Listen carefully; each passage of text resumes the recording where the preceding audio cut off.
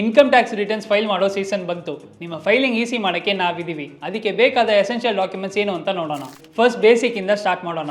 ಈ ಡಾಕ್ಯುಮೆಂಟ್ಸ್ಗಳು ನಾನ್ ನೆಗೋಷಿಯೇಬಲ್. ನಿಮ್ಮ identity proof ಆದ PAN card and Aadhaar card, ನಿಮ್ಮ ಇನ್ಕಮ್ ಮತ್ತು TDS ಡಿಡಕ್ಟೆಡ್ ಅನ್ನು ತೋರಿಸೋ ನಿಮ್ಮ ಸ್ಯಾಲರಿ ಸ್ಲಿಪ್ ಸಮ್ಮರಿ ಇದು ಅಂದರೆ ಫಾರ್ಮ್ 16 ಆರ್ 16A.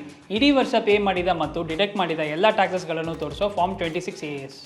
ಈಗ ನಿಮ್ಮ ಇನ್ಕಮ್ ಸೋರ್ಸಸ್ ಮೇಲೆ ಸ್ಪೆಸಿಫಿಕ್ಸ್ ಅನ್ನು ನೋಡೋಣ. For salaried individuals investment proof ಅನ್ನು ನಿಮ್ಮ ಟ್ಯಾಕ್ಸ್ ಸೇವಿಂಗ್ ಇನ್ಸ್ಟ್ರೂಮೆಂಟ್ ಆಗಿ ಅನ್ಕೊಳ್ಳಿ.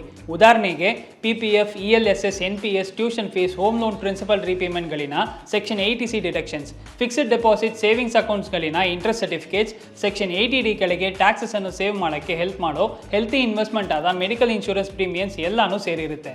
ಹೌಸ್ ಪ್ರಾಪರ್ಟಿ ಇನ್ಕಮ್, ನೀವು ಲ್ಯಾಂಡ್ ಲಾರ್ಡ್ ಆಗಿದ್ರೆ rental income and expense records ಬೇಕಾಗುತ್ತೆ.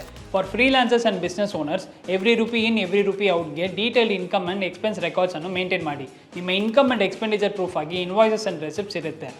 ಫಾರ್ ಇನ್ವೆಸ್ಟರ್, ನೀವು ಪ್ರಾಪರ್ಟಿ ಅಥವಾ ಶೇರ್ಸ್ ಏನಾದರೂ ಸೆಲ್ ಮಾಡಿದರೆ ನಿಮಗೆ ಕ್ಯಾಪಿಟಲ್ ಗೇನ್ ಸ್ಟೇಟ್ಮೆಂಟ್ಸ್ ಬೇಕಾಗುತ್ತೆ. ಎಲ್ಲವನ್ನು ಡಬಲ್ ಚೆಕ್ ಮಾಡಿ ಆರ್ಗನೈಸ್ಡ್ ಆಗಿರಿ ಮತ್ತು ಪ್ರೊಫೆಷನಲಿಂದ ಹೆಸಿಟೇಟ್ ಮಾಡದೆ ಹೆಲ್ಪ್ ತಗೊಳ್ಳಿ ಮತ್ತು ನಮ್ಮ ಅಪ್ಸ್ಟಾಕ್ಸ್ ಚಾನಲ್ಗೆ ಸಬ್ಸ್ಕ್ರೈಬ್ ಮಾಡಿ. Investment in securities market are subject to market risks. Read all the related documents carefully before investing.